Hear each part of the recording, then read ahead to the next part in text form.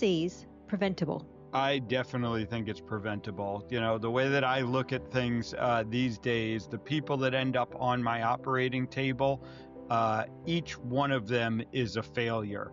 But it's not that that person has failed, it's that the medical system has failed them.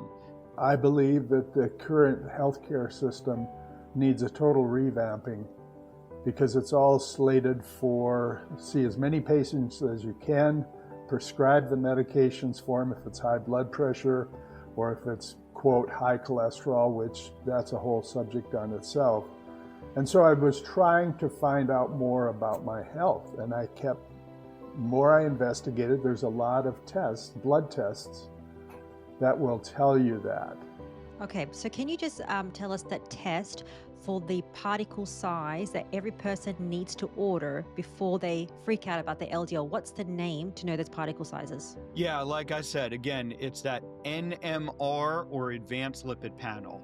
But good luck if you're going to go in to a doctor nowadays and say, "Doctor, I would like X, whatever it is, C-reactive protein, particle size testing for cholesterol," just a whole laundry list. So this video today, I did finally give up on my local doctors and say, look, VA wouldn't do it, local doctors wouldn't do it, and I asked them why, and they just said, well, that's just the protocol, that's the system, that's the hospital policy, and all the rest of it. Well, all of that sucks because there's no interest in making you well. So today's video will be about the fact I did go out and get my own blood tests from Function Health. And I joined them for a year. It was $499, and there's 2 sets of in-depth blood draws, 120 biomarkers, and I'm going to go over that a little bit today. I'm going to capture the screen first off. Well, I'll take a pause here. Oh, I guess I'm recording on this one. And I couldn't get this screen capture to work, so pardon me. Sometimes me and technology don't get along. I was talking about, I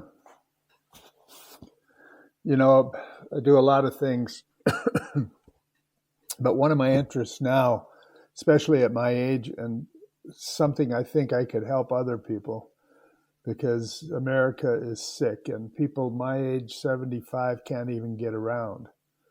So as I was mentioning, I couldn't get any of the tests I wanted because doctors refused to give it. They said insurance won't pay for it. It's expensive and it's against hospital policy and it's not the way we do it. We're supposed to see so many patients a day. We find out what their problem is and then we prescribe them a drug and then you're out the door. They could care less about your health. Anyway, today I wanted to talk about the fact I did go out to Function Health, an organization, joined them, and I get 2 sets of blood draws, and they have 120 or nearly 120. What is it, 86? I have 86 in, and this is the results, but I'm going to focus in on just some of the outer range ones. So I have 106 biomarkers that were tested when I was down in Phoenix, because I couldn't get anything local. We're out in the Toonies, right on the Canadian border. So these are my results, and I'm going to kind of focus in on the heart, because I have 12 out of bounds there. Immune regulation is 1, liver's 1, metabolics 1, male health is 3, low testosterone, of course, and nutrients. So, and urine's fine. So let's go into health, heart, and we'll see. It says the heart panel evaluates the type of cholesterol-containing particles, the lipoproteins, in your blood that are associated with the risk of coronary heart disease. And I'll be going in and out of overnight as he's a heart surgeon and what he talks about here. Well, on these, I have 12 out of range, 3 in range.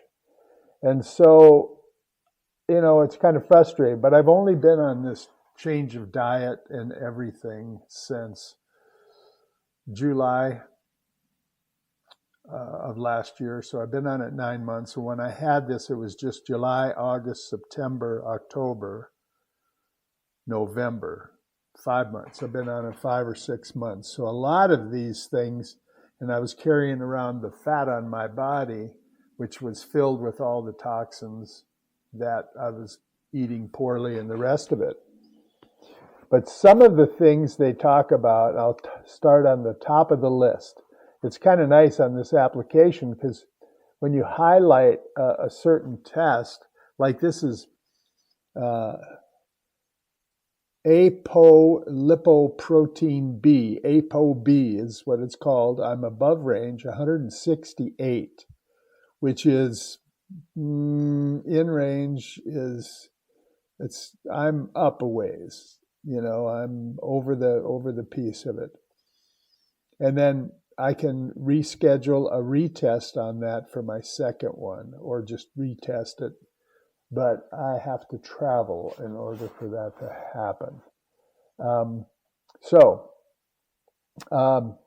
Now on this, all of this, I can read the full clinical notes, and I'll do that right after. But I have ApoB, the apolipoprotein is out.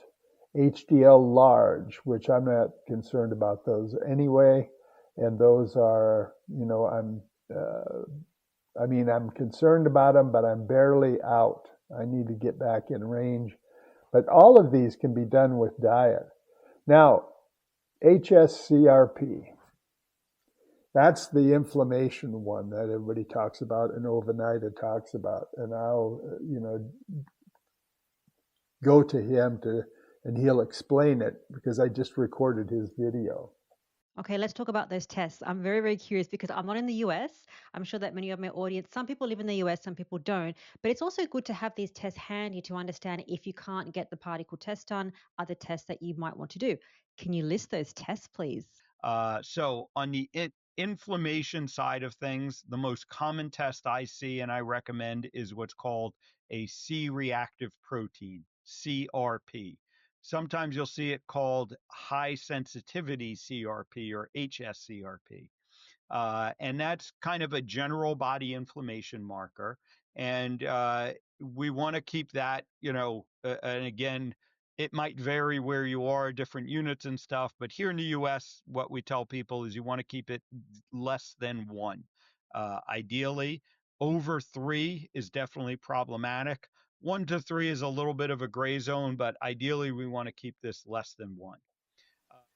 So, high sensitivity C-reactive protein, HSCRP, above range 3.8. In range is less than 1. So, what that tells me, it says your test's results indicate several areas of concern related to cardiovascular health and associated with increased risk of coronary heart disease. The high sensitivity C-reactive protein at 3.8 milligrams per liter suggests significant systemic inflammation. And as everything I decided and investigated, and the classes and the books say, it all goes back to inflammation. And inflammation can exacerbate existing conditions such as neck and back inflammation. Additionally, because I've talked about my injured neck and back, additionally, elevated levels of apolipoprotein, ApoB, at 168 milligrams per deciliter. Wow, isn't that something? Anyway, and lipoprotein at 211 millimoles per liter highlight an increased risk in atherosclerotic cardiovascular disease. I'm having a hard time. Similarly, high LDL cholesterol is 195 And some of these, it's not so matter. Why it matters. Okay, but this is the one I'm going to focus on. I'm at 3.8. That's a lot out of whack. And this is one that I would really like to get in bounds, because chronic inflammation is linked, just say it, why it matters. Chronic inflammation is linked to nearly every major chronic disease: heart disease, cancer, diabetes, high blood pressure, Alzheimer's, autism, autoimmune, asthma. Aging itself is part of the body's defense system. We are all familiar with inflammation as a result from sore throats, twisted ankle. My shoulder, I fell down on the ice, is still hurting me. So I'm just full of inflammation. And I want to really focus on getting this taken care of. The most common test for assessing inflammation is high sensitivity C-reactive protein, this test. And I'm way high. A measure of one of the body's immune messengers called cytokines. The cytokine is a protein produced in the liver and released into the blood response to various triggers such as infection, injury, insults such as inflammatory diet, sedentary lifestyle. Yeah, I got to move more. Chronic stress. I'm not sure how stressed I am. Toxins in the whole world. That's why I live out in the toonies. Or dysbiosis, which is imbalances in your gut flora. So we're doing a lot of fermentation. Dr. Davis for the L. rotari, we're making that yogurt. We do kefir from raw milk that we get locally. Linda ferments everything and makes wonderful sauerkraut. And we do that, and we even have kombucha. And so imbalances. So I'm working on the gut flora. The allergens, well, I live out in the country, and toxins. We're on well water, but it's been tested and it's pretty good, so I don't have a lot of fluoride in the water or a lot of other things like that. I'm actually also no longer using an alcohol-based mouthwash, so that my body will be a little better with nitric oxide production for improving my veins. So SCI often is referred to as silent killer. This inflammation accelerates heart disease, diabetes, and also linked to mental illness and autism. While the CRP is a useful tool, it's relatively insensitive and nonspecific. Newer tests are in development derived from assessing over 50 different cytokines in 1,000 people of all ages. Okay, so I'm out of range on this, and it is frustrating. But I just abuse my whole body. So, when we take a look at this, stress and diet and eating things that are non-inflammatory. So I'm at 3.8.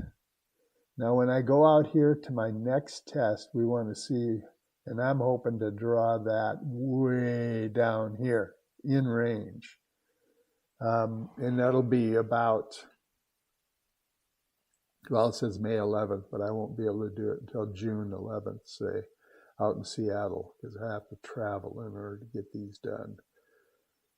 So I'm working on them through diet, mostly. I'm moving more. It's this project. And as soon as spring comes around, I'll be outside mowing yard, working in the garden and the rest of it. But right now, the construction is the best. I'm doing these stairs up and down. So I'll update this video as we come up to this second one and let you know how I've improved things. So in general, I have 86 in range. That's good. Rheumatoid factor, Hemocrit, which says I don't drink enough water. And a lot of them here are in the green. And then you get to the heart, man, and there's a lot of them that I need to go on. Total cholesterol, total non-HDL cholesterol, lipoprotein A, LDL cholesterol, the LDL small, the LDL peak size, the LDL particle number, LDL medium, high sensitivity, LDL large. Now, if you go to the doctor, that's all, HDL large, excuse me. If you go to the doctor, all you get is total cholesterol down here. That's it. None of these markers that really tell you anything, including this HSCRP, of what your real issue is and what you have to do. Triglycerides are good, LDL pattern's good, HDL cholesterol is in range, but I think needs a lot of work. So that's the biggest one. I'm an old man, so the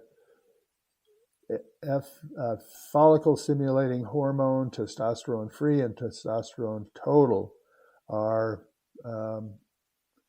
well, it turns out that I'm just about for testosterone normal. I'm right on the line, not bad, but I'm going to retest testosterone free. See, I'm right on the lower end of it, which surprises the heck out of me. DHEA is in range. And if I click on it, the test results, a few key areas that warn the follicle stimulating hormone is elevated, which may suggest a disruption in your reproductive hormonal balance. I went, oh man, what the heck? So anyway, this is some of what I found out. I want to just concentrate on the heart and where I'm at now, and hopefully where it'll be in June of this year. So just wanted to put this note out.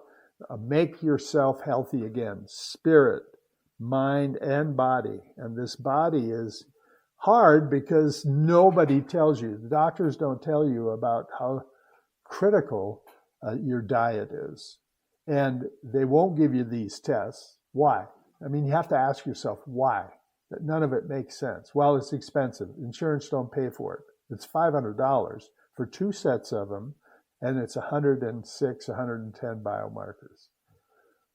If you want to know really what you need to pay attention to if you want to live a good, solid, abundant life on the physical side, then you need to just move out and do it yourself. Make it an investment.